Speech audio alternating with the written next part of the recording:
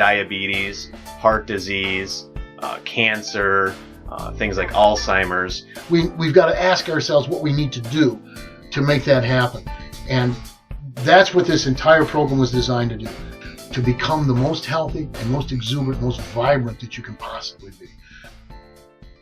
One real dramatic evidence of it, I mean, right up front, is the ability of growth hormone release to take place 45 minutes after you've gone to sleep. Let's, for example, say that you typically go to bed at 10 o'clock at night, just as an example. Let's say that you've had the guys over to play cards, all right, and they just you kicked them out at 9 o'clock or 9:15. You sent them all home, and so you could clean up the beer bottles, all right? You guys have sat down and had yourself a good couple of 6-packs of beer. Everybody's been having a lot of fun. You clean a few things up. You finish the beer you got in your hand and eat the donut you had on the table. You go in and brush your teeth. Now you're going to go to bed.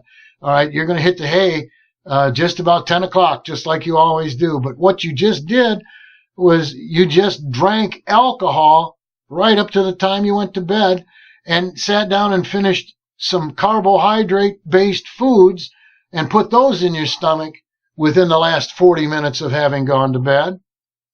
Now, what you've accomplished is the following. You've raised your insulin levels to very high. The alcohol is nothing but carbohydrate, pure and simple. Raise your blood pressure, raise your glucose, raise everything. Your alcohol has your blood sugar raised very high, and your insulin is spiked at that point in time. So you put food in your stomach, which assures that while you're asleep, you'll continue to digest food and require insulin levels to be fairly high in order to maintain glucose control on the glucose that'll be entering your bloodstream while you're laying there. Why is that important?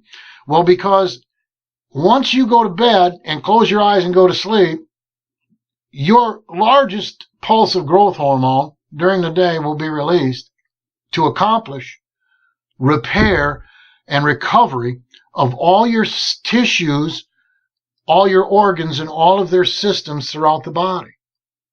This is a circadian rhythm guarantee that once you've gone to bed, 45 minutes after your brainwaves have hit the proper wave levels and frequencies, you'll release growth hormone from the hypothalamus so that you can repair and recover on cue at various periods through the night with various organs and systems.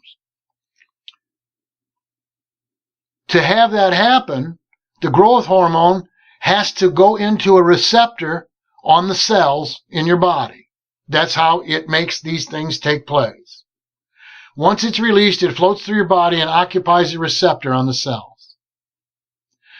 That receptor just happens to be a friendly receptor to insulin as well.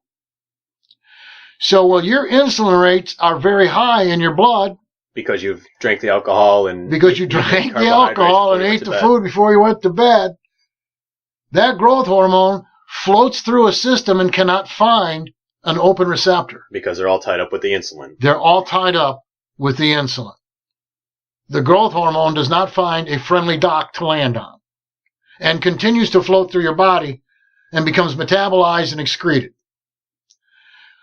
Having done absolutely nothing about repair and recovery. You have just gone to bed and demanded repair and recovery when it couldn't take place. You will wake up in the morning, if you're lucky, on time, usually late. You'll be very tired. You'll feel like you've been hit by a truck. Your eyes will be puffy. It'll take a hot shower and a cup of coffee to get you out the door. And you'll live one more day of life waiting for the time to go to bed so that your body can finally make it through a repair and recovery cycle. Unless, of course, you happen to do that again. In which case, it'll have to go through 3 nights waiting for repair and recovery. You cannot put off circadian rhythms of biological functions longer than 15 minutes without creating disease pathologies, much less 24, 48, 72 hours or longer. Consequently, it doesn't seem like a large sin, but by defying circadian rhythm and the requirements about eating before bed, you create your own diabetic predisposition, your own inflammatory chronic bed of inflammation, your own complete disease pathology, which is the aging and disease pathway. You activate it, instigate it, and fully support it every time you ignore that one small aspect of the circadian rhythm requirement. So, it's that important that circadian rhythm requirements be adhered to. They be understood. For example, when you go to bed, you can't look at light. You can't have a street light outside your window and sleep the way that you were intended. Your circadian rhythm will not be proper and you will become dysregulated. You cannot eat before going to bed. You cannot go to bed at 12 o'clock at night and get up at 4 o'clock in the morning and go to work every day.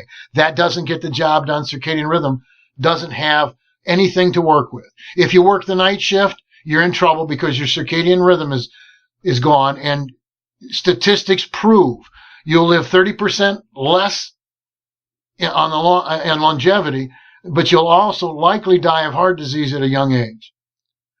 You cannot continue to defeat circadian rhythm. And circadian rhythm is so intimately tied in to the structure and function of all of your cells that it has a biological feedback mechanism with all of the aspects that we've talked about, from mTOR, AMPK, and the bowels. It understands what's going on all your cells all the time because it needs to adjust to keep circadian rhythm regardless of what your lifestyle's like. It's an adjustable plastic system to an extent. When you defeat its plasticity and its adjustability, and you do it consistently, it will see you fail biologically. And that's just the bottom line. Getting down to the cellular level, this is what our cells expect of us. This is what we need to give them. It's completely within our control to give our cells what they need. And in doing so, we're talking about completely eliminating diabetes, cancer, heart disease, Alzheimer's, and a myriad of other diseases. But indeed, it truly is there. I mean, the DNA is the code. If anybody asks me what I consider health to be, can I define the quality of good health? Good health is the application of the DNA program. If we would obey the code written in our DNA, then our cells would perform according to that code. It's us that absconds with that code. We're the ones that mess it up. We're the ones that refuse to apply ourselves to what the cells ask of us. We get a sense then of ourselves as a whole human being, but then we also get the sense that we are no longer able to, with disregard, do anything that we care to do to ourselves. We now must take a look at what we require to generate that quality of health, that application of the proper DNA code.